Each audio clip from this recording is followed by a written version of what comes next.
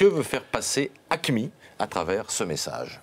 Certainement rappeler qu'il détient cet otage et qu'il souhaiterait des négociations, ou alors s'il est en cours de négociation, qu'il souhaiterait qu'elles accélèrent. C'est une forme d'ultimatum à la France, cette vidéo. Ultimatum peut-être simplement aussi un signal fort pour dire on existe. Parce que le problème d'AQMI aujourd'hui, c'est qu'il est sous la pression de Daesh, qui est en train de l'encercler complètement, il a de moins en moins d'impact médiatique.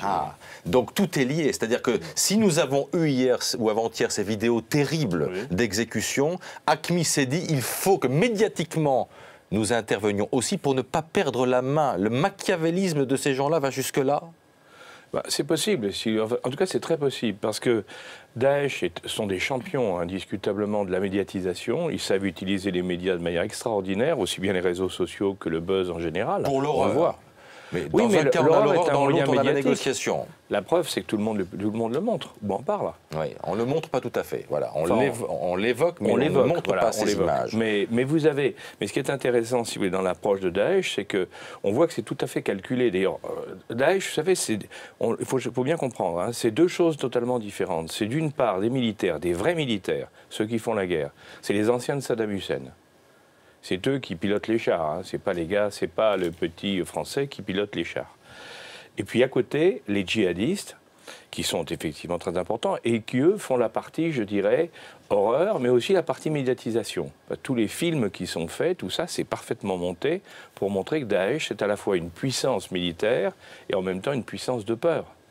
Et alors, l'intérêt aujourd'hui, c'est qu'ils ajoutent, parce qu'ils se sont rendus compte que ça marchait très bien chez les Occidentaux, on rajoute, pour commettre des horreurs, des Occidentaux.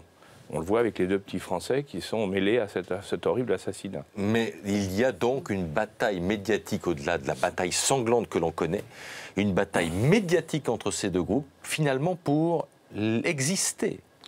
Oui, parce que si vous voulez, d'un côté, vous avez Daesh qui a une volonté hégémonique, et les autres se rallient à Daesh de plus en plus, et puis qui est avec un objectif qui est de créer un califat, c'est-à-dire une zone, je dirais, une zone religieuse, enfin appliquant leurs lois. Et d'un autre côté, vous avez Al-Qaïda qui a été jusqu'à maintenant la première puissance terroriste, si l'on peut dire, et qui, elle, marchait à base d'attentats.